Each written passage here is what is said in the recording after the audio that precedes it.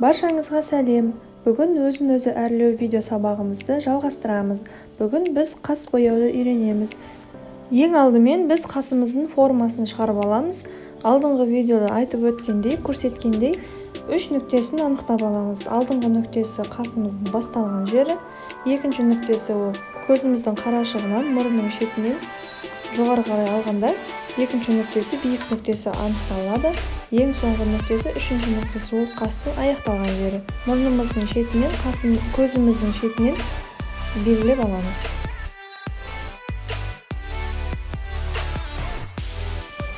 Енді біз анықталған нүктелерді бір-бірімен қосып шығамыз. Осылай біздің қасымыздың формасы шығады.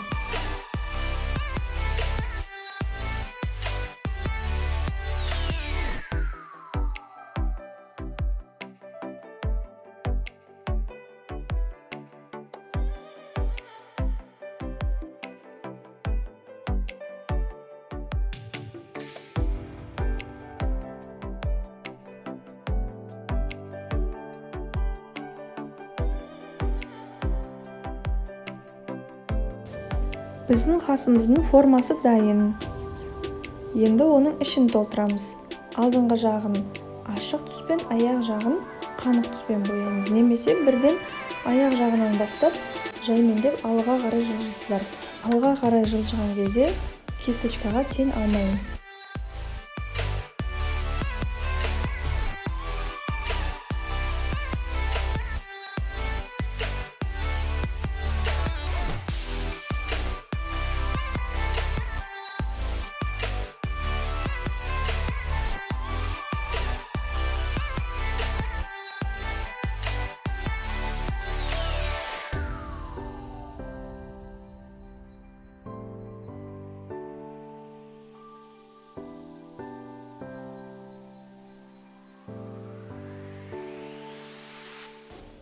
Егер сіздерде алдыңғы жағы қатты бояп кетсе, қас тарайтын тарақпен алдыңғы жағын растушевка жасасаңыздар болады.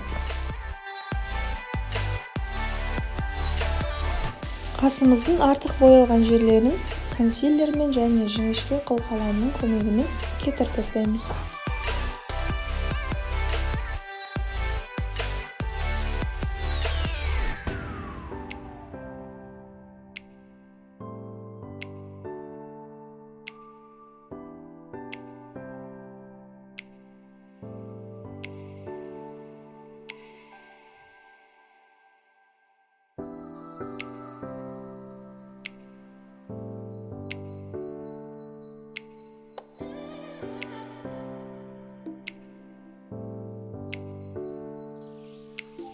Егер сіздің қасыңыз өз ойыңыздағыдай шықпаса, көңіл күйіңізді түсірмеңіз. Қасыңызды 3-4 рет бояған соң қолыңыз үйрене бастайды. Менің қолымнан келген іс, демек сіздің де қолыңыздан келеді.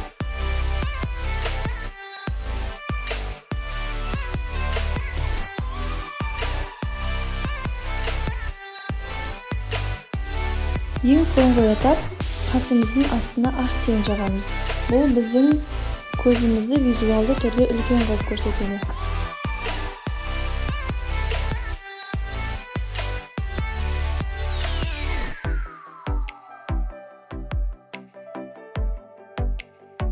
Осымен біздің қас бояу сабағымыз аяқталды. Сіздерге ұнайды деген үміттемін. Лайк басып, каналға тіркелуді ұмытпаңыздар.